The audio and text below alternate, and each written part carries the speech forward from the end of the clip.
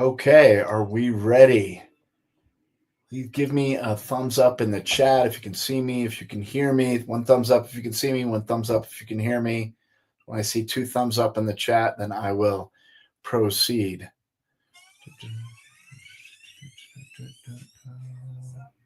Okay, can you guys hear me?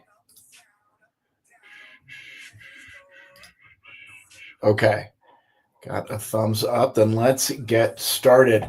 Welcome, everyone, and thank you for joining us for the now fifth installment of the Layer 10 Live Masterclass. And whether you're here for the first time or you're a returning visitor because you just can't get enough, you know this to be true. The way we've been designing and deploying technology in our projects is broken, massively, completely, and in all other ways broken. But the good news is it isn't irreparable. We can fix it.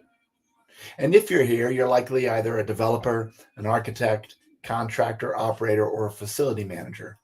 And chances are you're seeing the same thing we are. Technology is changing the way buildings are designed, built, and managed. But here's the truth. Most commercial real estate professionals are still trying to figure it out as they go. That's why we've created Layer 10 and the Layer 10 Academy. So you don't just keep up, you lead. By the end of this masterclass, I will have equipped you with new ideas and insights into this overlooked component of CRE development. Welcome to Designing Smarter Buildings, a technology strategy for CRE professionals. Let's get started. What if you didn't have to walk into the first design meeting guessing, but instead walked in with a clear plan to figure out what the technology needs to do and when those decisions need to happen? What if your architects, IT, and contractors were all aligned before the first RFP ever went out? What if your next project launched with a clear vendor-neutral plan so every system worked together and no one got blindsided? I get it. IT is scary and misunderstood. It gets ignored, shrugged aside, like the proverbial can that gets kicked down the road. It's not picked up until it's too late. This reminds me of a meeting we had with one of our early prospects who did go on to become a client, longtime client. When we sat down with him for the first time, I asked, Ryan, why did you agree to take this meeting? I then let him speak for 15, 20 minutes talking about his great disdain for IT. How it's too expensive, it's too complicated, it's always late, it doesn't work. When it does get completed, nobody knows how to use it. When he was done, I finally answered, well, Ryan, that's exactly why Layer 10 is in business, to solve those very problems.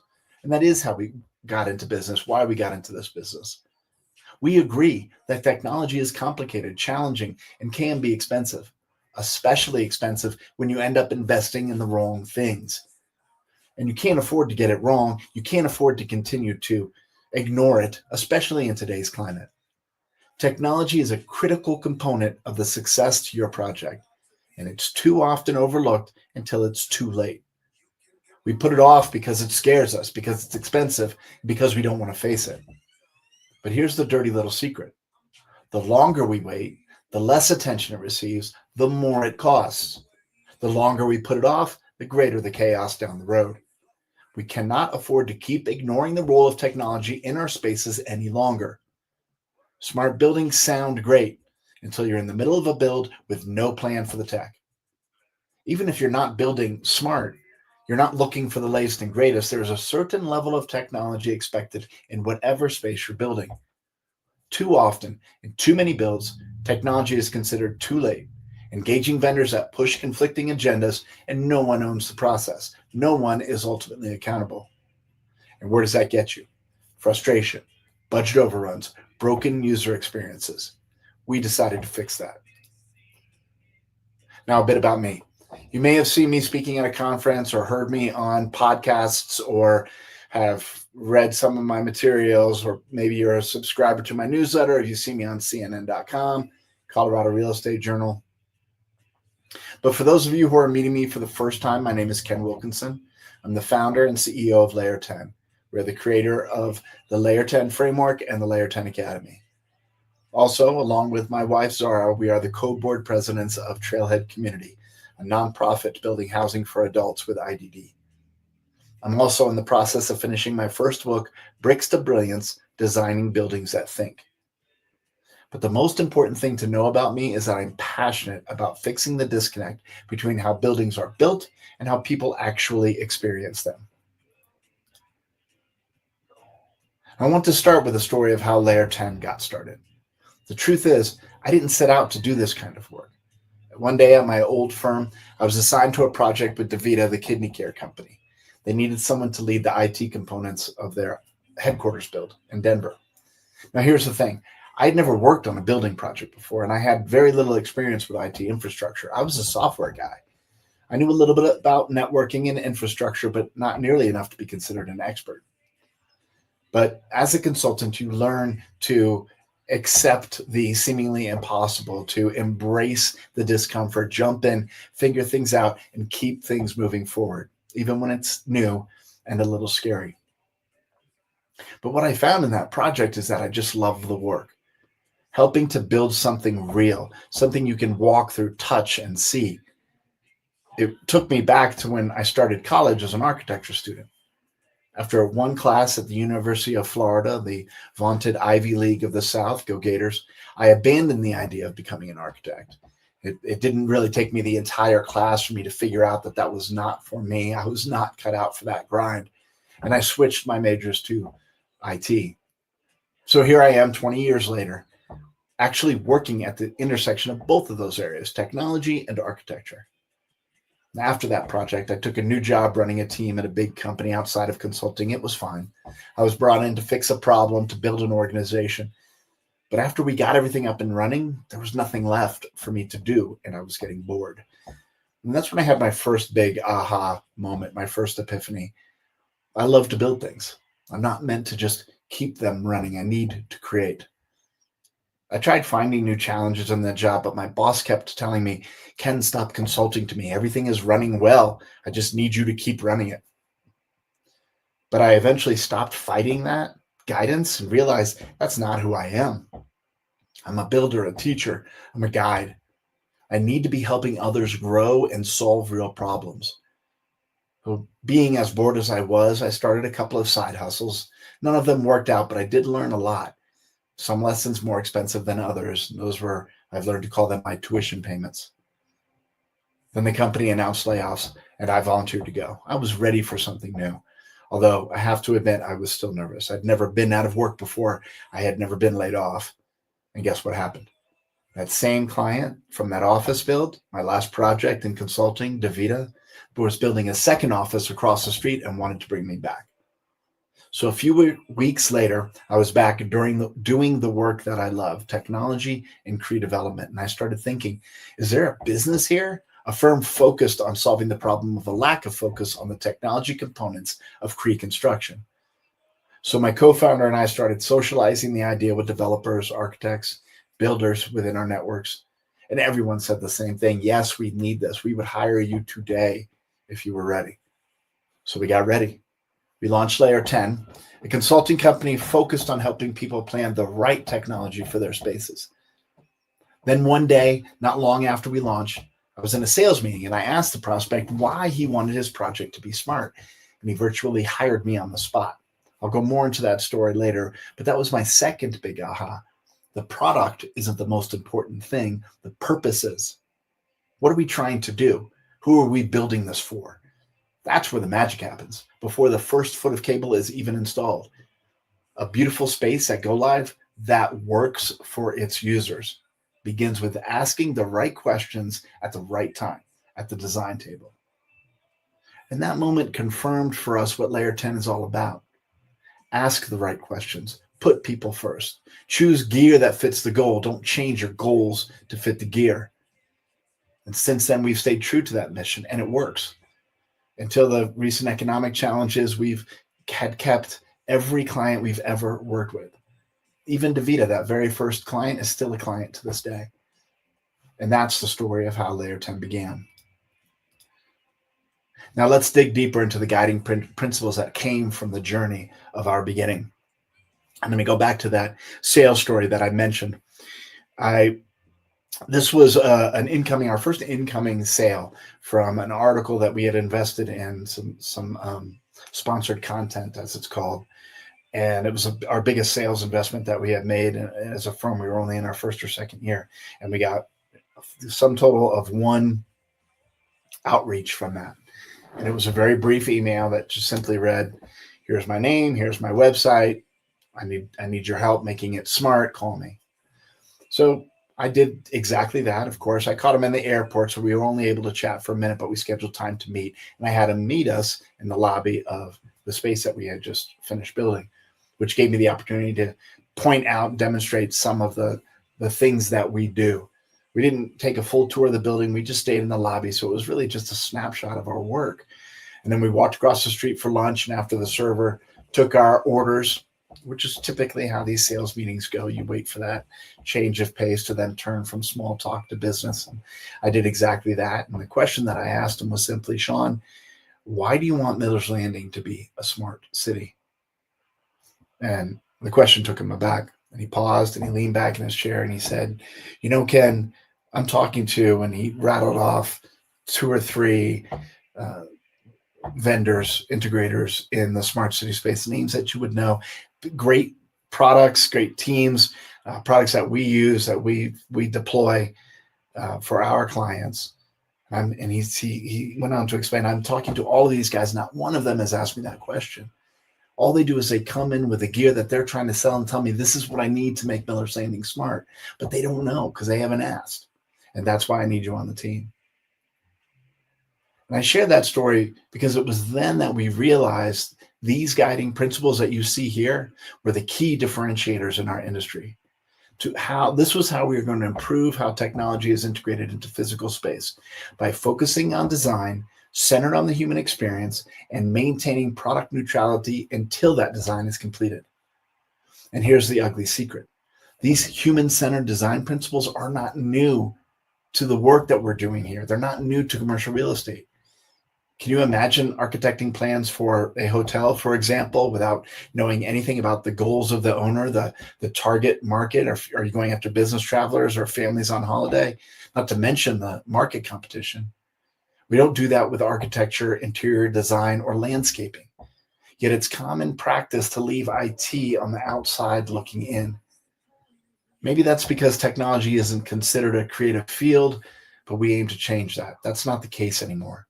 Layer 10 is in business to change that very mindset, to bring the same design discipline to the technology layer of the built environment. And I'll freely admit, this isn't rocket science. It's a simple mindset shift in how we approach technology in the spaces we build. We begin with the design. We often call this the art of the possible. This is where we dream. We push ourselves to see how big we can dream. How can we create insanely great experiences? What we're designing is the vision of what the space could be, what the future could look like. But design means nothing if it isn't centered on the end user, the human being who will be occupying the space. To have success in this arena, we have to be radically committed to this human experience, not the technology itself. The technology, the products, are a means to the end, a space that works, not just in its form or in its fashion, but in its function.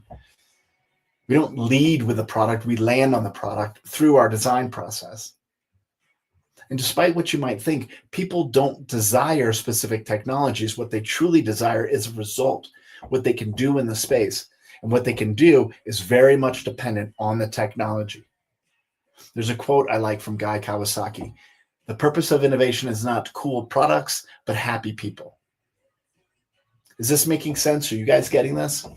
Is this resonating with you?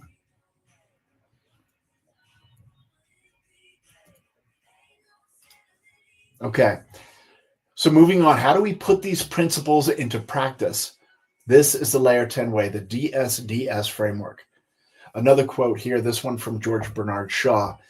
Imagination is the beginning of creation. You imagine what you desire, you will what you imagine, and at last you create what you will. On the previous slide, we talked about the design focus and how we determine what could be done. I was in a design charrette once that illustrates this point about what's possible. The architect for an office that was part of a multi-acre development we were working on asked me, Ken, I don't know if we can do this from a technology perspective. I interrupted him and said, yes. Now, what is it that you would like to do. The point here is that there's a difference between what could be done and what should be done.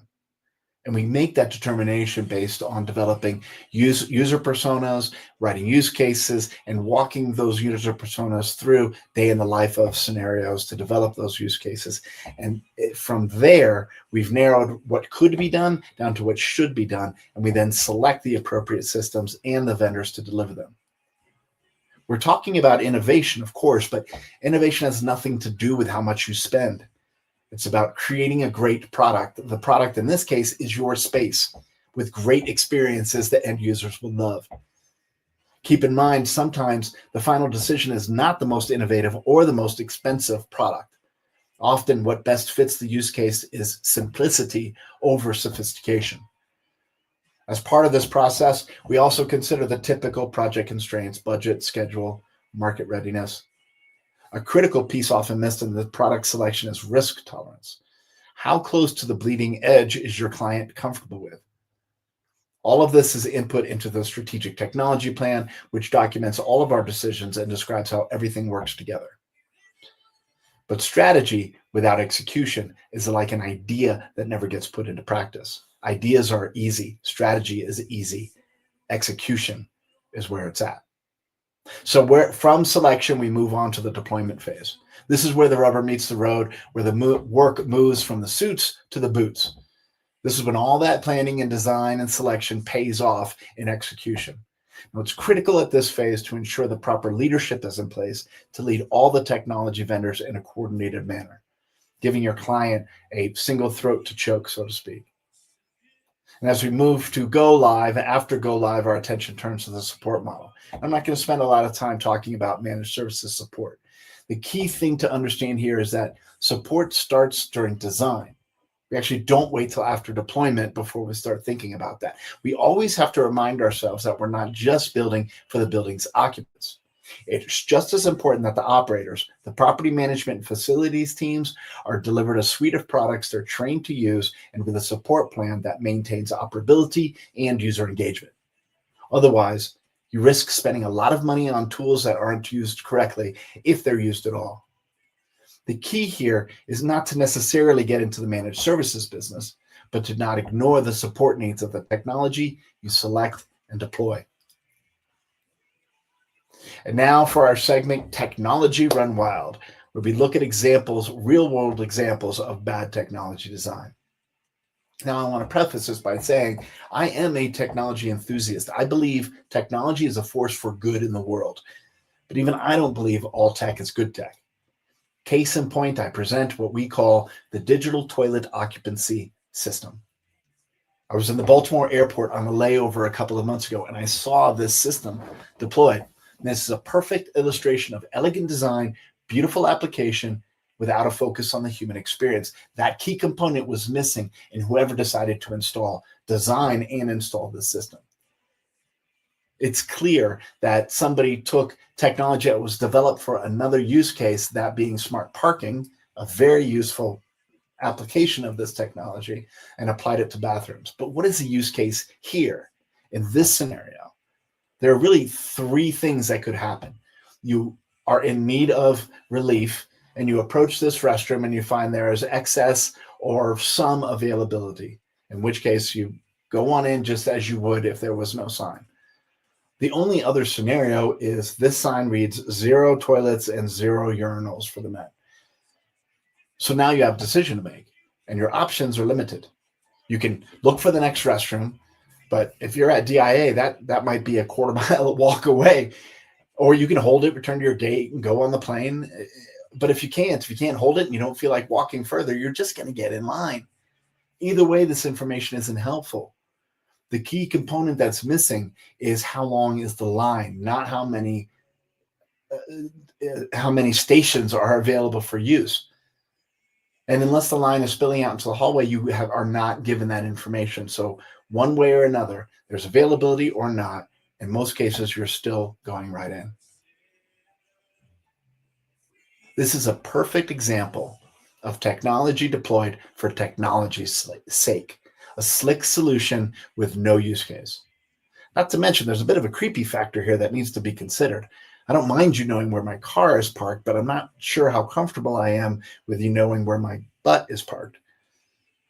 The moral of the story, just because we can do something doesn't mean we should. Now, at this point, you might be asking yourself, would a digital toilet occupancy system fall within the technology scope? And if, despite our advice to the contrary, our client insisted on implementing such a system, the answer is yes. In a typical project, the IT scope includes everything that needs an internet connection. It's critically valuable. It's incredibly valuable to have all of the technology under a single umbrella of design and implementation leadership. Everything that touches the network, including the network itself. Our scope of work typically covers all the tools and systems from networking and Wi-Fi to conference room audio visual, physical security, IoT devices, PoE lighting, intelligent building management systems, EV charging stations. As we mentioned, the way we determine what is in and out of scope is through design shreds, where we use user personas and day in the life of scenarios to flesh out the scope using the lens of the 5 categories you see here: safety and security, mobility, community, sustainability, and service performance.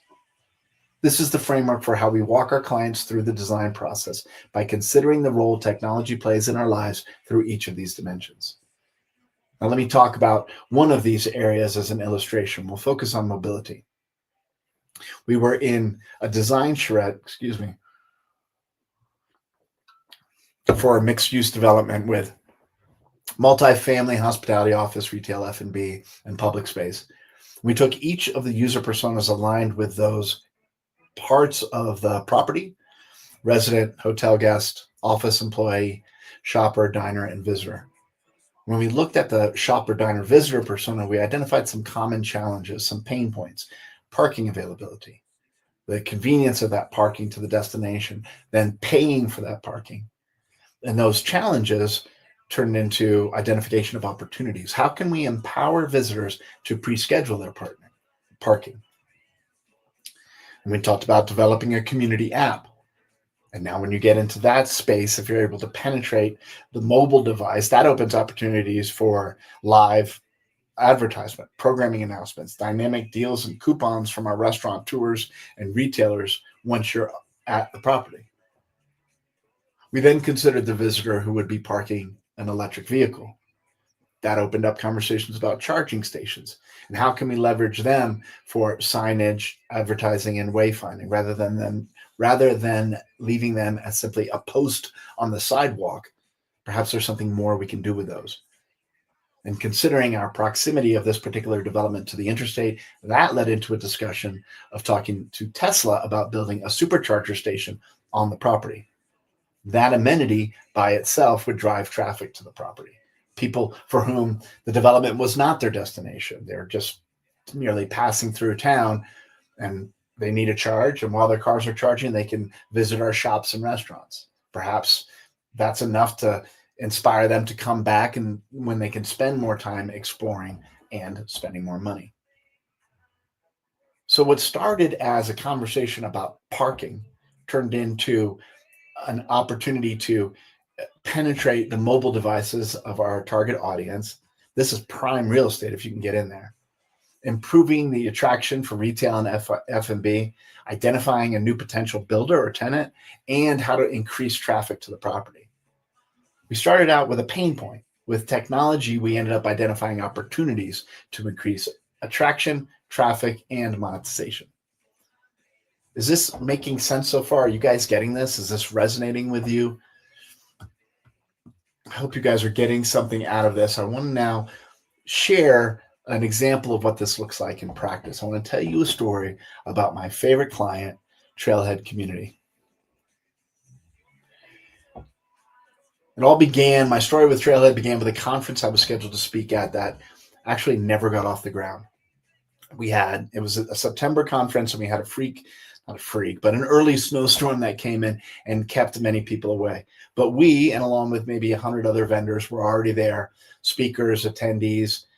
Our booth was set up. We were having our coffee and networking when the organizers announced we were going to have to reschedule at a future date, TBD. But we were invited to stick around as long as we'd like. The coffee would keep coming. The music was on. And we did that. And before we started packing up, somebody approached our booth and started going through materials. And I introduced myself to who turned out to be the architect for Trailhead. And he started telling me their story. Trailhead Community is a housing is building housing for adults with intellectual and developmental disabilities. There are tens of thousands of, we call them our kids, but they're over the age of 18 living with parents over the age of 60. And that's in Colorado alone. This is a problem that is prevalent across the United States and many areas of the world. And there's no real solution for what happens to these kids when their parents pass.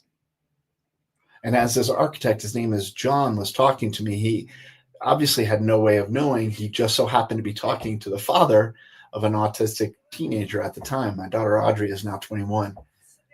And Trailhead soon after that became a client and immediately became my favorite client, which I am not ashamed to say, even to all of my clients, as they understand why.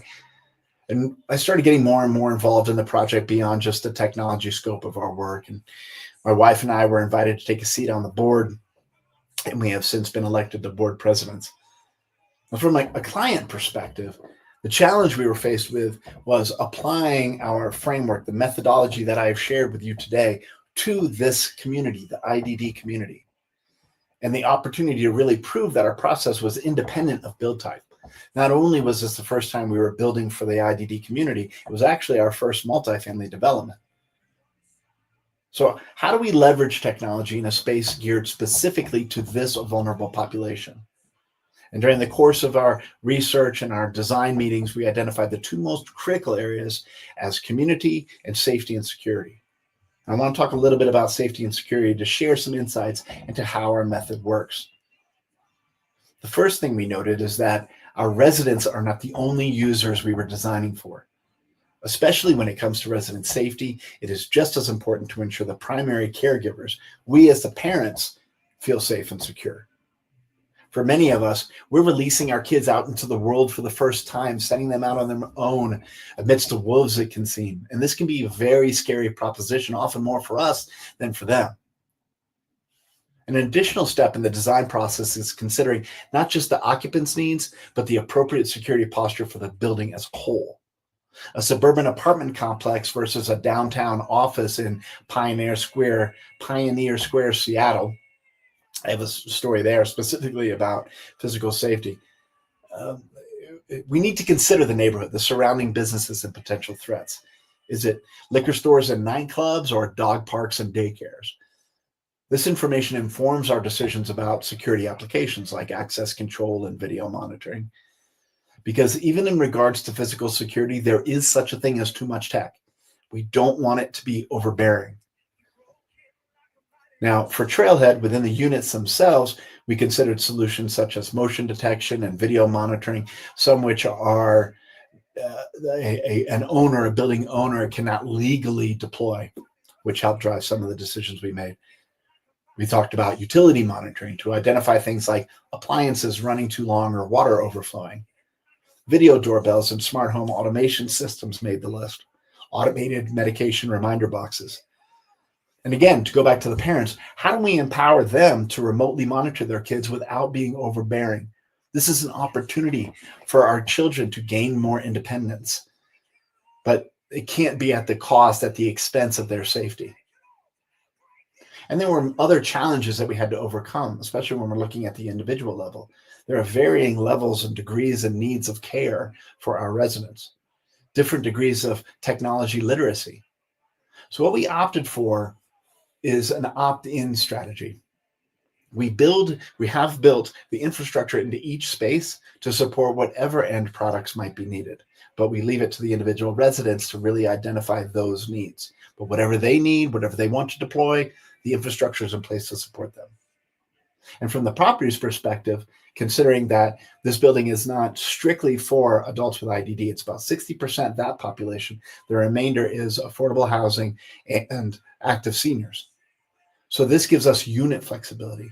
We're able to turn a unit from an IDD unit to a senior unit to a affordable housing unit without having to tear out or install any technology. It's just the infrastructure. It's already there in every unit. And just to close out this story, I'm happy to report that as of late last year, we are open. As of now, we have about 45 residents moved in, and we still have about 30 units left to sell. All of our rentals are rented out with a long waiting list, but we're still selling units.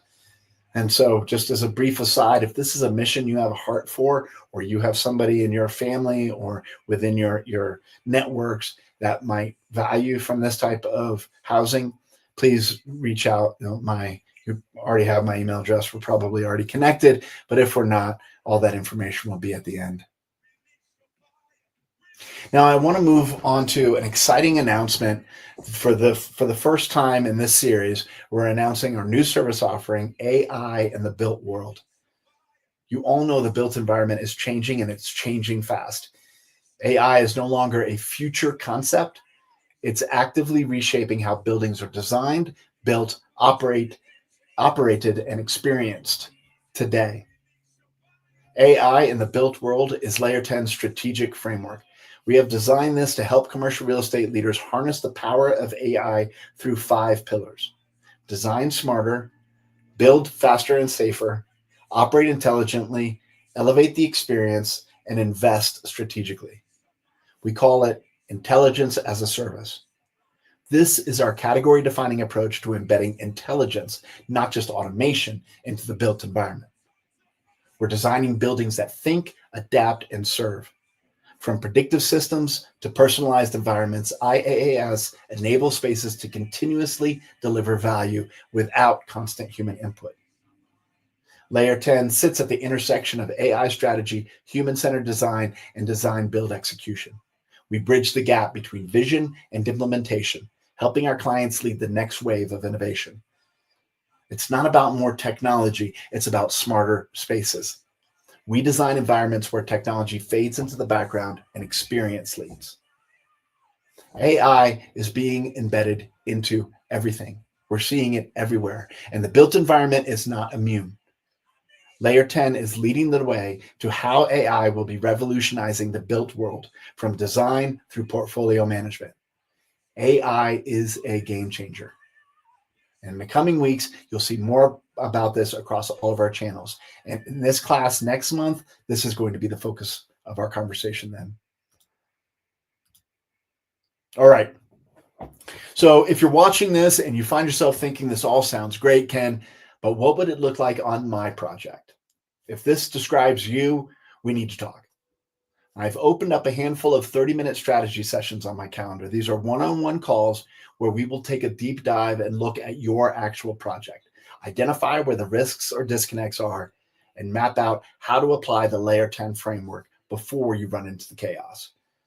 This is not a scheduled sales pitch. It's a working session. If you were serious about leading smarter with less friction and more alignment, grab a spot. I can only schedule so many of these. So if this is a calling to you, do not wait. Reserve your session now. The link in the QR code or on the screen. I'm going to keep both of those up as I finish out the presentation here. So while you're doing that, while you're signing up for your session, I'll spend some time addressing some questions.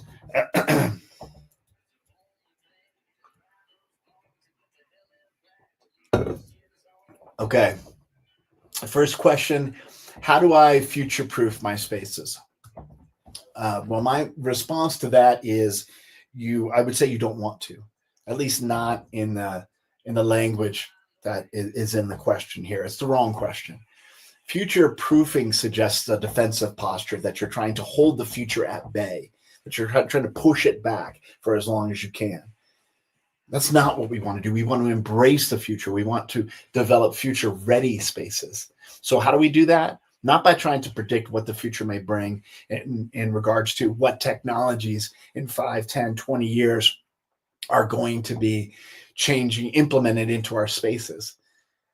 We have to embrace what we do know, what we can make safe bets on, not what's going to be different, what's going to be the same. What's going to be the same is there's going to be a lot of technology, a lot of new things. We don't know what those are specifically, but there's going to be a lot of it. So how can we prepare for that safe bet? And the way we do so is an investment in the infrastructure. Especially when you're building new, which is the bulk of what we do, but not exclusively, but when you're building new and the walls are open, design for a future that you don't know what it looks like. Put in more pipe, more conduit, more pathway than you think you need now. Drill an extra core. It's pennies now compared to trying to do that in 10 years when that new technology comes out and you don't have a place to put it.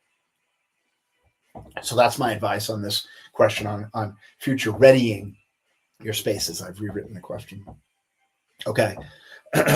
Next question. How do I get my clients to make the investment I guess the investment in technology is what we're talking about here. Well, I'll take you back to that story that I shared towards the beginning of the presentation.